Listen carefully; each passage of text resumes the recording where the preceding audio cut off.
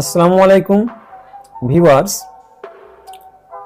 যারা ক্লাস 6-এ পড়ছো তাদের জন্য একটি নমুনা প্রশ্ন, ইংরেজি নমুনা প্রশ্ন নিয়ে এসেছি। তো চলো শুরু করি, দেখা যাক প্রশ্নটি কেমন। প্রথমে তোমরা দেখতে পাচ্ছ এই পরীক্ষায় ফুল মার্ক রয়েছে 30 নম্বর এবং 1 ঘন্টা সময় পাবে। নাম, রোল নাম্বার, সেকশন এগুলো ঠিকঠাক লিখে দিবে। পরে মূল প্রশ্নে চলে যাচ্ছে। প্রথমে আছে রিডিং স্কিল। রিডিং স্কিলে প্রশ্নটা দেখে নাও। Read the passage and answer the question. Read the passage and answer the question. Passage পড়ে উত্তর করতে হবে। প্যাসেজে রয়েছে তোমাদের প্রথম গল্প, সেখান থেকে A tiger was caught in a storm. একটা বাঘ ঝড়ের মধ্যে আটকে গেল। He had wandered near the village looking for something to eat. সে গ্রামের আশেপাশে, সে গ্রামের কাছে ঘুরে বেড়েছিল কিছু খাবারের খোঁজে। On the outskirts of that village, ওই গ্রামের এক প্রান্তে lived an ill-tempered old woman. এক বৃদ্ধা মহিলা বাস করত। The tiger huddled in shelter. বাঘটি গুটিসুটি মেরে আশ্রয় নিল close to the wall of the woman's hut. বাঘটা গুটিসুটি মেরে আশ্রয় নিল সেই বুড়ি মেয়েটার কুটিরের পাশে, কুটিরের কাছে। The old woman was feeling ill-tempered that night. সেই বুড়ি মহিলা মেজাজটা সেই রাত্রে খুব খারাপ ছিল। The rain water was leaking through the roof. বৃষ্টির জল চুয়ে চুয়ে পড়ছিল, সেই জন্য তার মেজাজটা খুব খারাপ ছিল। এই প্যাসেজের পরিপ্রেক্ষিতে প্রশ্ন রয়েছে। প্রথমে 3 নম্বর প্রশ্ন আছে, 3টি ছোট প্রশ্ন, এমসিকিউ প্রশ্ন। সঠিকটি পাশে টিক চিহ্ন দিতে হবে। ডান দিকে বক্স রয়েছে, টিক চিহ্ন দিতে হবে। যেটা সঠিক আমি টিক চিহ্ন দিয়ে দিয়েছি, তোমরা একবার দেখে নাও। প্রথম প্রশ্ন, the tiger took shelter near the house of an old woman. এটাই টিক দিয়ে আছে, এটাই ঠিক। সেই বুড়ি মেয়েটার বাড়ির কাছে বাঘটা আশ্রয় নিয়েছিল। অন্যান্য অপশন রয়েছে an old man. Old man হবে না, এর নেবার এটাও হবে না। Next question, the old woman was soft spoken, ill tempered, শাই।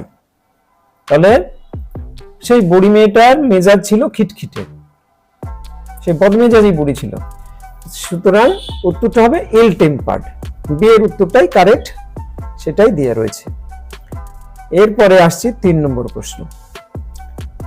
3 নম্বর প্রশ্নে আছে the tiger was caught in a trap. বাঘটি ধরা পড়েছিল ফাঁদে, বাই হান্টার, এক শিকারীর হাতে। ইন এ স্টর্ম মানে আটকে গিয়েছিল ঝড়ে। তাহলে ঝড়ের মধ্যে বাঘটি ঝড়ে আটকে গিয়েছিল। এবার সরাসরি প্রশ্ন রয়েছে, বিয়ের দাগের প্রশ্ন। আগে 3 নম্বর হয়ে গেল, এখন আর 2টো শর্ট কোশ্চেন থাকবে। 2টো সরাসরি প্রশ্ন রয়েছে। প্রথম প্রশ্ন, where did the old woman live? ওই বুড়ি মহিলা কোথায় বাস করত? উত্তর রয়েছে the old woman lived on the outskirt of the village. গ্রামের এক প্রান্তে সেই বুড়ি বসবাস করত। এর জন্য 1 নম্বর রয়েছে। তারপরে আরেকটি প্রশ্ন রয়েছে, why was the tiger wandering near the village? বাঘটি ওই গ্রামের আশেপাশে ঘুরঘুর করছিল কেন? গ্রামের কাছে ঘুরঘুর করছিল কেন? The tiger was wandering near the village to look for something to eat. কিছু খাবারের খোঁজে সে ঘুরে বেড়াচ্ছিল। তাহলে আমরা প্রথমে যে প্যাসেজ, যে গদ্যাংশ রয়েছে, এই গদ্যাংশ থেকে আমরা 5 নম্বর দেখলাম। এবার কবিতা থেকে প্রশ্ন থাকবে, কবিতাতেও একই ধরনের 5 নম্বর থাকবে। তাহলে 5 আর 5 রিডিং স্কিলে 10 নম্বর। তাহলে আমরা এবার দ্বিতীয় প্রশ্ন চলে আসছি কবিতায়। Read the poem and answer the question. কবিতার একটি অংশ দিয়ে রয়েছে এবং তা থেকে প্রশ্ন। Boats sail on the rivers and ships sail on the seas, but clouds that sail across the sky are prettier than this. There are bridges on the rivers as pretty as you please. এই অংশ এই পর্যন্ত রয়েছে। এখান থেকে আমরা প্রশ্ন দেখে নেব। প্রথমে টিক দ্য কারেক্ট অল্টারনেটিভ, সঠিকটা বেছে নিতে হবে, সঠিকটাই টিক চিহ্ন দিতে হবে। প্রথম প্রশ্ন, boat sail on the seas ponds rivers, তাহলে রিভার্স পোয়েম সি দেওয়া রয়েছে, পোয়েমের মধ্যেই প্রথম লাইনই রয়েছে। There are bridges on the sky rivers, bridge থাকে কোথায়? নদীর উপর, এখানে আকাশ সমুদ্র এটা হবে না। তারপরে রয়েছে ক্লাউডস আর প্রিটিয়ার দেন, মেঘগুলো সুন্দর। দেন কার থেকে? প্রথমে আছে রেইনবো, দ্য রেইনবো হবে না, দ্য রেইনবোটা হচ্ছে না। তারপরে বাও অ্যান্ড অ্যারো, এটা হচ্ছে না। বোটস অ্যান্ড শিপ, তাহলে এটাই হবে। এরপরে আবার দুটো সরাসরি প্রশ্ন, অ্যান্সার দ্য কোশ্চেন, এর জন্য দুটি প্রশ্ন রয়েছে, এক এক করে 2 নম্বর। হু রোট দ্য পোয়েম, কবিতাটি কে লিখেছেন? কবিতাটি কে লিখেছেন? উত্তরটা দেখো, হু এর জায়গায় কবির নামটা বসিয়ে দেব, তাহলে উত্তরটা ইজিলি হয়ে যাবে। হু এর জায়গায় বসিয়ে দিলাম ক্রিস্টিনা জর্জিনা রসেটি, তারপরে লিখে দিলাম রোট দ্য পোয়েম। তাহলে ক্রিস্টিনা জর্জিনা রসেটি কবিতাটি লিখেছিলেন। কবিতার প্রশ্নটি ঘুরিয়ে আসতে পারে, হু ইজ দ্য পোয়েট, কবির নাম কি, এরকমও হতে পারে। তোমরা সেভাবে উত্তরটা সাজিয়ে লিখে দেবে। Next question, what sail across the sky, আকাশে কি ভেসে বেড়ায়?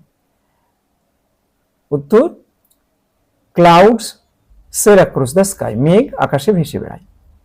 এবার আমরা গ্রামারে চলে আসছি, গ্রামার অ্যান্ড ভোকাবুলারি। এখানে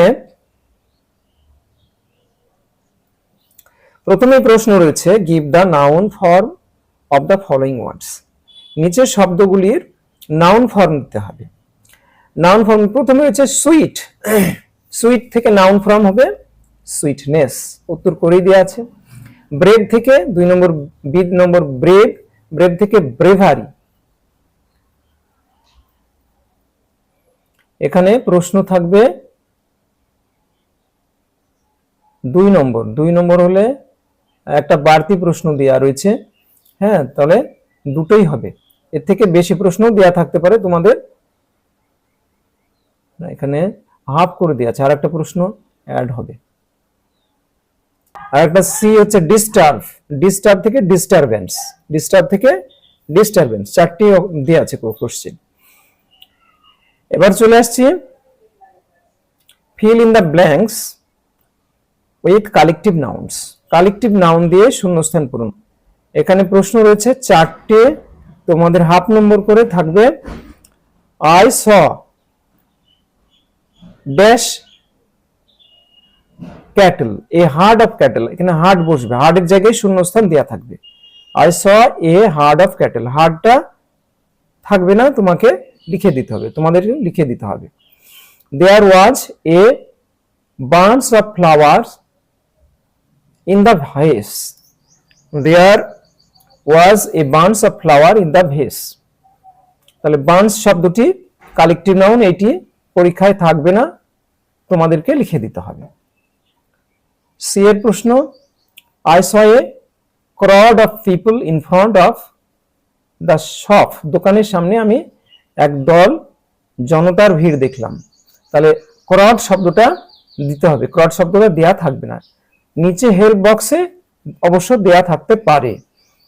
তারপরে a troop came marching on, a troop একটি সেনাবাহিনী মার্চ করে আসলো। তাহলে এখানে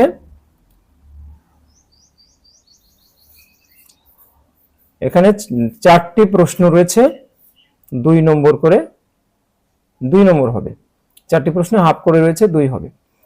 এবার আসছি নেক্সট প্রশ্ন, 3 নম্বর প্রশ্ন রয়েছে fill in the blanks with proper form of verbs given in the bracket. ব্র্যাকেটে ভার্ব দেয়া থাকবে, ব্র্যাকেটে ভার্ব দেয়া থাকবে, সেই ভার্বের উপযুক্ত ফর্ম দিয়ে শূন্যস্থান পূরণ করতে হবে।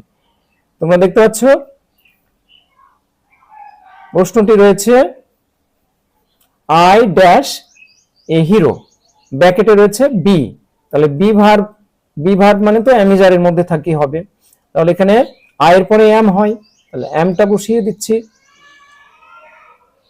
এম। এরপরে রয়েছে প্রশ্ন he dash to school yesterday, ব্র্যাকেটে গো রয়েছে, তাহলে ইয়েস্টারডে হলে তো গতকাল, পাস্ট টেন্স হয়ে যায়, তাহলে গো থেকে ওয়েন্ট হয়ে যাবে, তাহলে গো থেকে ওয়েন্ট, তাহলে ওয়েন্ট লিখে দিলাম, ওয়েন্ট। এখানে 2 নম্বর থাকবে। তারপরে প্রশ্ন give the opposite of the following, opposite of দিতে হবে, 3টি রয়েছে এখানে। তাহলে প্রথম শব্দ রয়েছে গুড, গুডের বিপরীত কি হবে? গুডের বিপরীত ব্যাড, তাহলে এখানে ব্যাড লিখে দিলাম, BAD, ব্যাড। বিউটিফুল, বিউটিফুলের বিপরীত কি হবে? বিউটিফুলের বিপরীত, বিউটিফুল মানে সুন্দর, তাহলে সুন্দরের বিপরীত হচ্ছে কুৎসিত, আগলি, তাহলে UGLY, আগলি। তাহলে বিউটিফুলের বিপরীত শব্দ আগলি। হ্যাপির বিপরীত শব্দ আনহ্যাপি, তাহলে এখানে আনহ্যাপি, HAPPY, আনহ্যাপি। তাহলে এই গেল গ্রামারের প্রশ্ন। তাহলে গ্রামার প্রশ্ন কি ছিল একবার দেখে নি আর একবার। প্রথমে 2 নম্বর নাউন ফর্ম দিতে হলো, তারপরে আবার 2 নম্বর কালেকটিভ নাউন, 2 2 4, তারপরে এখানে আরো 2টো প্রশ্ন রয়েছে, A B, এটা B হবে প্রশ্নটা।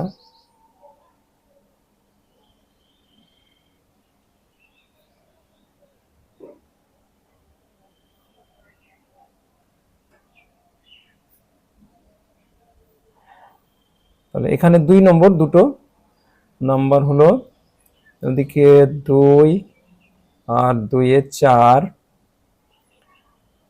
আর এখানে 2 এ 6, 6 আর 3 এ 9, আরেকটি প্রশ্ন হবে, তাহলে 10 হবে। তাহলে এখানে শূন্যস্থানে আর একটি প্রশ্ন দিয়ে দিচ্ছি, ভার্বের উপযুক্ত ফর্মে একটা প্রশ্ন দিয়ে দিচ্ছি, সি দা তাজমহল, সি ভার্বটা দেওয়া থাকছে, তাহলে সি ভার্বের এখানে হ্যাভ হ্যাজ রয়েছে, ওই এখানে হ্যাভ থাকবে,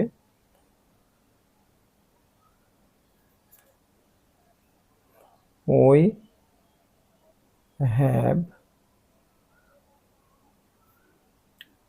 ওই হ্যাভ, তারপর এখানে সি ভার্বে কোন ফর্ম বসবে? হ্যাভ হ্যাজ থাকলে ভার্বের থার্ড ফর্ম বসবে, তাহলে এখানে কি হবে? Seen, we have seen, we have seen the Taj Mahal. তাহলে এখানে তোমাদের 3টি প্রশ্ন দেয়া রইল, 3টি প্রশ্ন,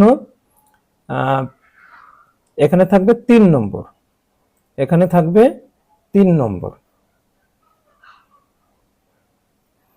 তাহলে এখানে তোমাদের গ্রামারেও 10 নম্বর পুজে গেল। এবার রাইটিং স্কিল, রাইটিং স্কিলে চলে আসো। রাইটিং স্কিলে প্রথমে 1 নম্বর রাইটিং স্কিল রয়েছে, write a paragraph in about 60 word, 60 ওয়ার্ডে একটা প্যারাগ্রাফ লিখো।